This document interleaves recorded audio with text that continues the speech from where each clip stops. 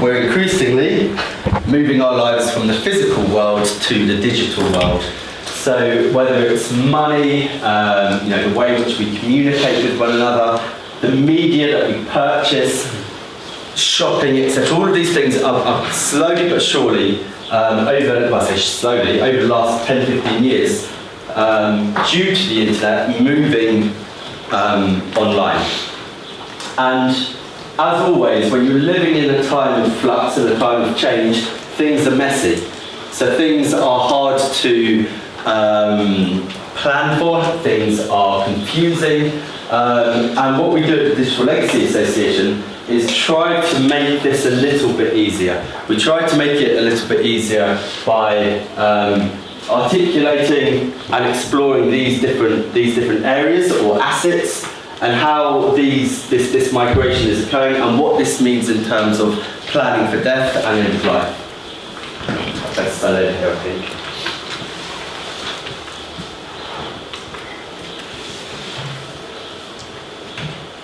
So just to give you a very quick snapshot of how things have changed, this is quite an old pie chart, but there are at least 300 million photos uploaded to Facebook every day.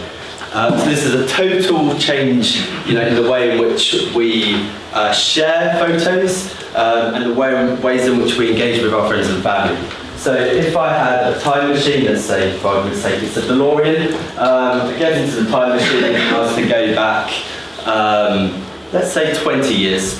I would perhaps have a physical photo. I'd take photos of the occasional thing, birthdays, weddings, etc., things that are of interest, and go to my local Boots, get 30 or so photos printed out, and they would be physical items, and they'd live in the physical world.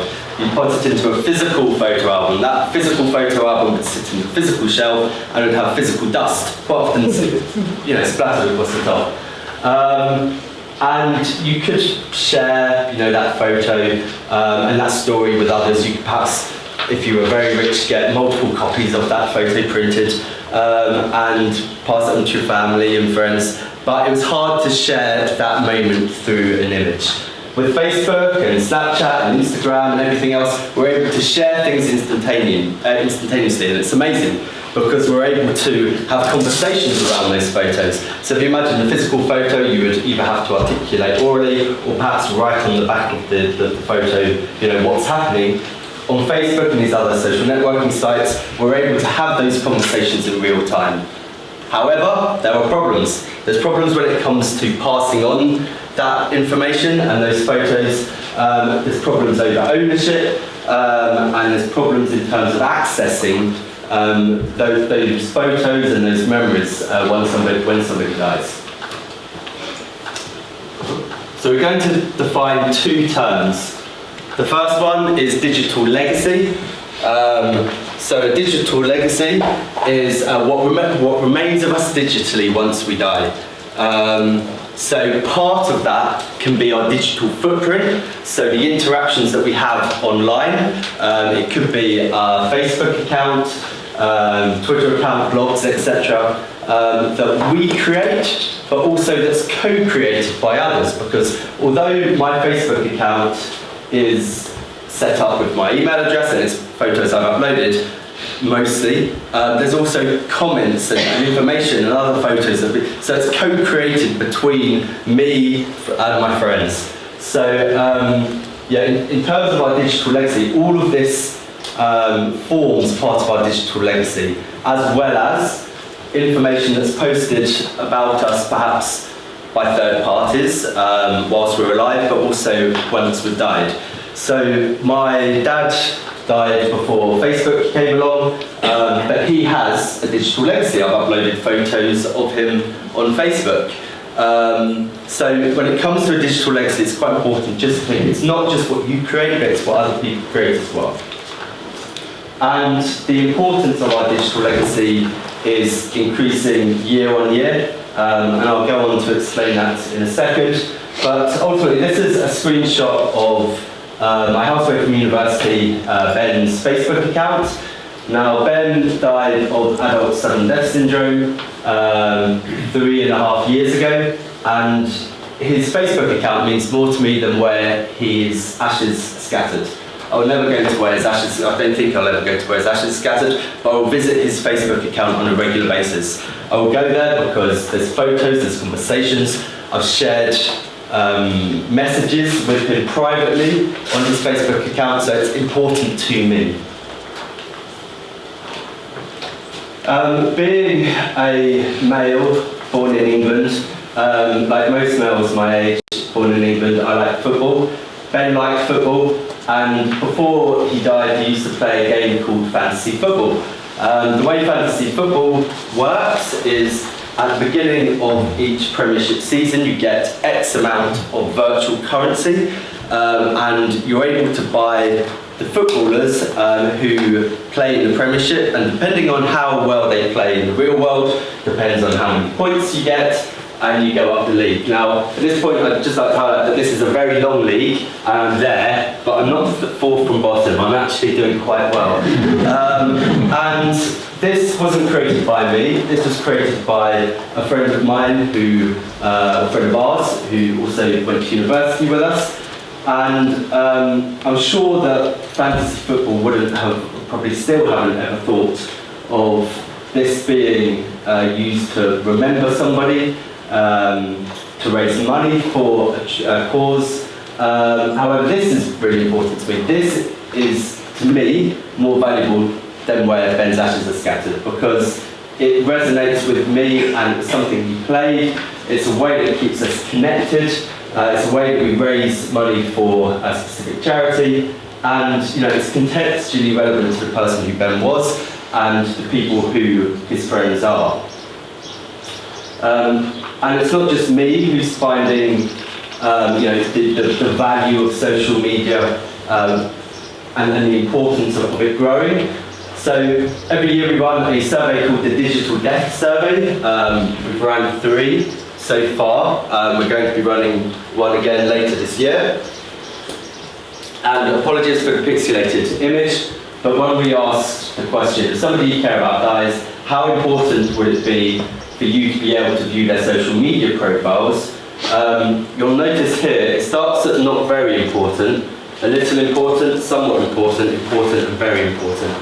And the importance, if you follow, for example, the yellow line, which is 2017, in comparison to the other years, you can see that the value that we're placing on social media accounts, so people's part of their digital legacy, is growing year on year. Now, just to let you know, our research for the last few years is available on the Digital Legacy Association website under the research section. So it's digitallegacyassociation.org.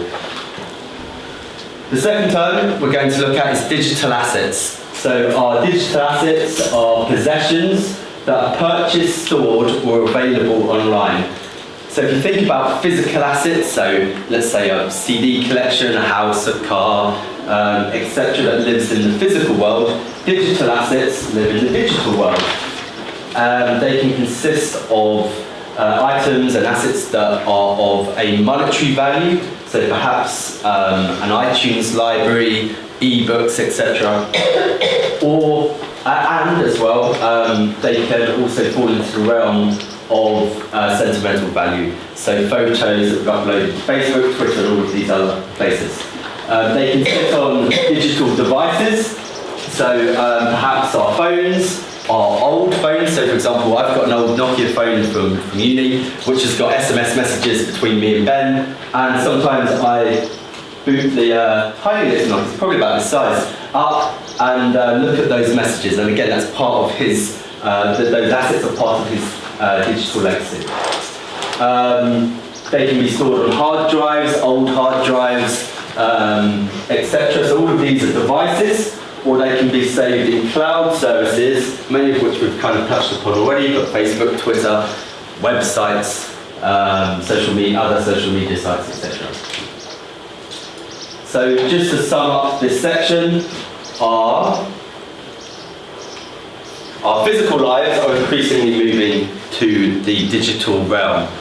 So this is the one and only audience participation questions I'm going to ask. So put your hand up if you've got a password on your mobile phone. Yeah, okay. Keep your hands up if no one else knows the password for your mobile phone. Quite a good crowd. Yeah, better than normal. So our researchers found that. Yeah, here we go. This is old data. The new data is on the website. But the old data, we found that 1% of people didn't have a mobile phone. 43% of people had told somebody the password for their mobile phone. 35% hadn't. And 21% didn't have a password on their mobile phone. So when it comes to carrying out administrative tasks, perhaps arranging a funeral, when it comes to the photos, videos, access to multiple different accounts, etc., if somebody were to die without, in this case, 35%, the next of kin, loved ones, etc., wouldn't be able to access that information, and in the vast majority of cases, it's lost. Just jump back a slide. I'm going to stop wandering. And just to go back to the mobile phone example and this link between it moving from the physical to the digital, if we got back in the time machine and went back to 1940, 1950, maybe a little bit after that, for some people, we would write love letters. We'd write on a physical piece of paper, perhaps during World War II. I remember my nan used to have letters that my granddad had written to her whilst he was away. And they would be in a physical form. Now our messages, our compassion, the ways in which we interact with one another is moving from paper to digital. There's pros and cons again. It's amazing that we're able to send a video, for example, or we're able to send an image, and it doesn't have to take hours, weeks, days, months for that information to be sent from one person to the next. But again, it can cause problems at the end of life, especially if those messages are no longer accessible.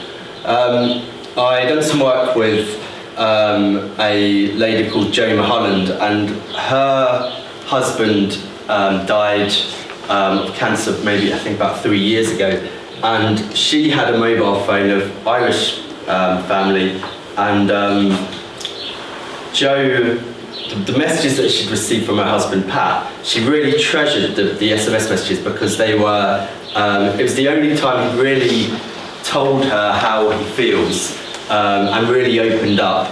So after Pat's death, she wouldn't bring her mobile phone anywhere because she didn't want to lose it because it meant that much to her. So whenever anybody tried to get hold of her, they couldn't because it meant so much. Again, just because the content is digitized, it doesn't mean it's any less powerful or poignant. It's just taken a different format.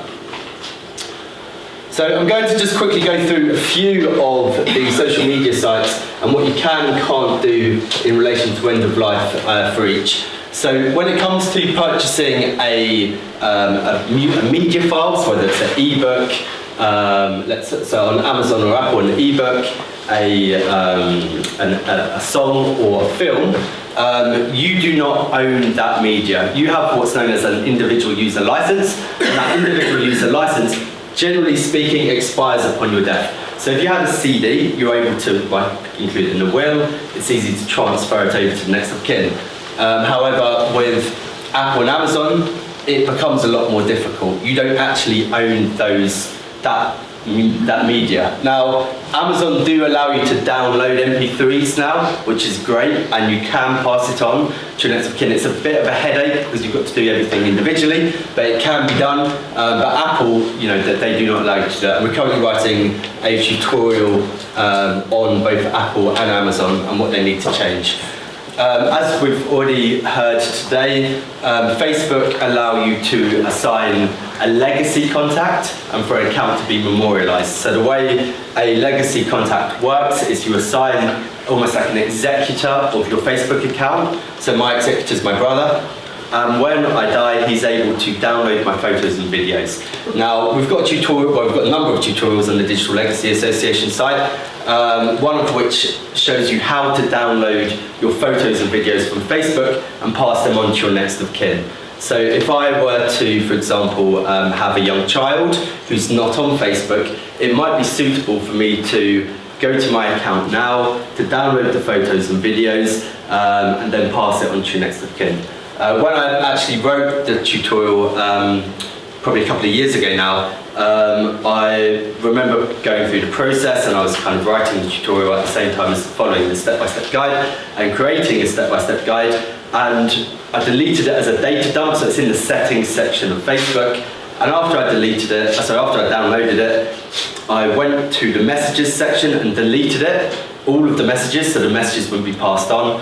And then I looked at the photos, and before I gave the archive to my mum, I deleted the photos that I deemed not appropriate for her viewing. So, which is now ruined because she's now my friend on Facebook, but there we go.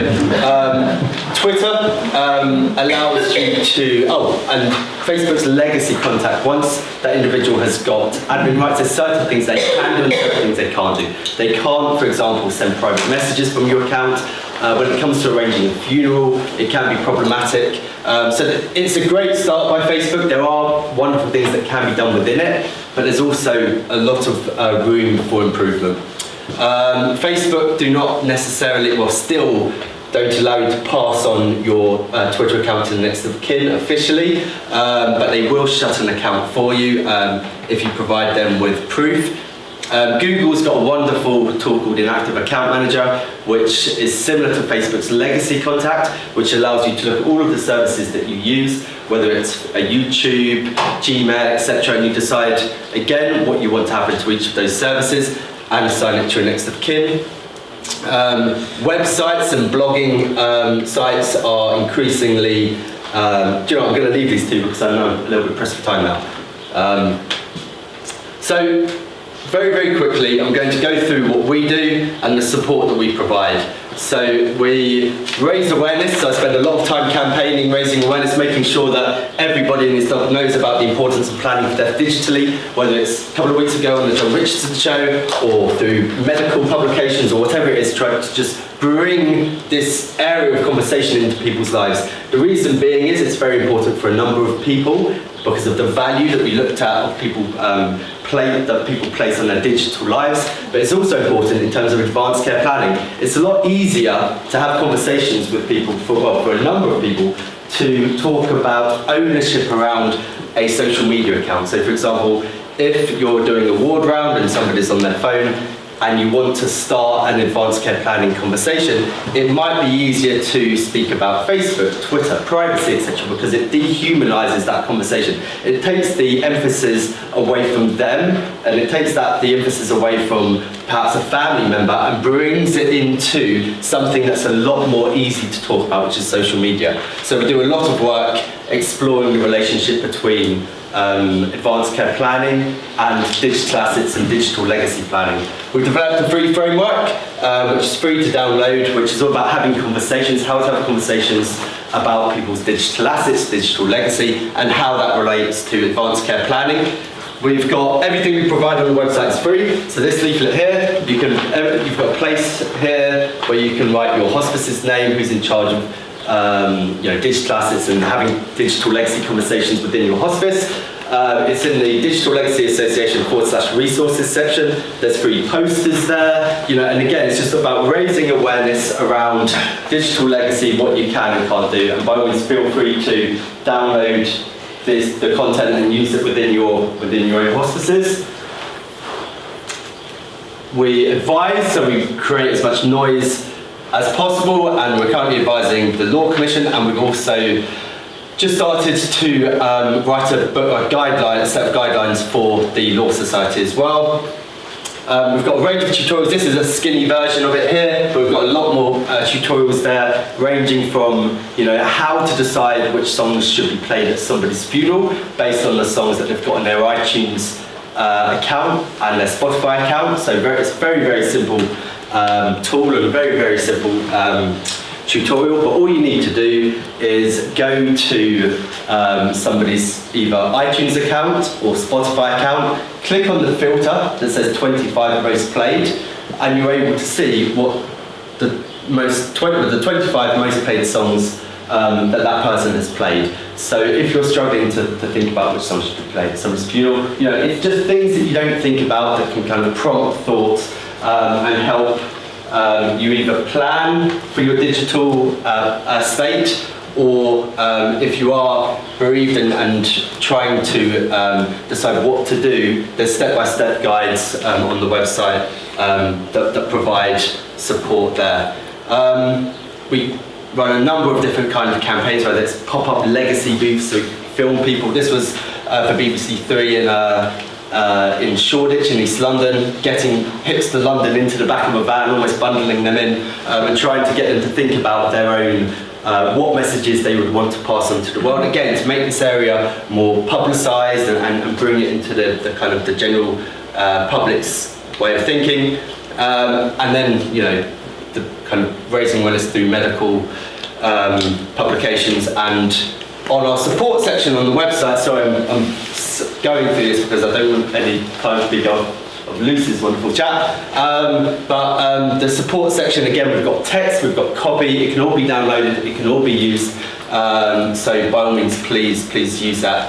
We have an annual conference called the Digital Legacy Conference, thedigitallegacyconference.com. This year it's going to be in New York, so it's not going to be in the UK, but next year it will probably be back in England. Which brings me to the final slide, which is a tool that really got me into this realm, really. So a few years ago, I watched a video by Bob Monkhouse. It's for the Give a Few Bob Foundation, where he's speaking from beyond the grave. It's a video where he starts by saying, 3 years on, just when you thought it was safe to turn on your television, I'm back. And it's really powerful and poignant because the character, the life, the soul that he had was captured within film, and through the medium of TV, he was able to pass on, you know, some words of wisdom. He said, guys, if you're of a certain age, get yourself tested for prostate cancer. It's too late for me, but it's not too late for you. And I thought, well, if Bob can do this, you know, as a celebrity using the medium of TV, now with social media, we should all be able to pass down our words of wisdom. So I launched Dead Social, so this is my Dead Social page. And Dead Social allows you to create a series of goodbye messages, video messages, text messages, image messages. Once you've created at least one message, you assign your digital executor. So I've got 2 digital executors, which are my 2 brothers. They're unable to view the messages, they're unable to edit the messages, but what they are able to do is to click a button when I die, because they've been authenticated with the account, and my goodbye messages are sent out. It connects to Facebook and Twitter, so I'm able to make sure that my last tweet isn't about having a lovely coffee, or my Facebook timeline doesn't end abruptly. I'm able to say goodbye in my own way. We're currently redeveloping this, and it's going to look a lot nicer than that. But this is a tool that, again, evokes conversation, it evokes planning, and again, there's a number of tutorials and resources on there. deadsocial.org/resources that you may find of value.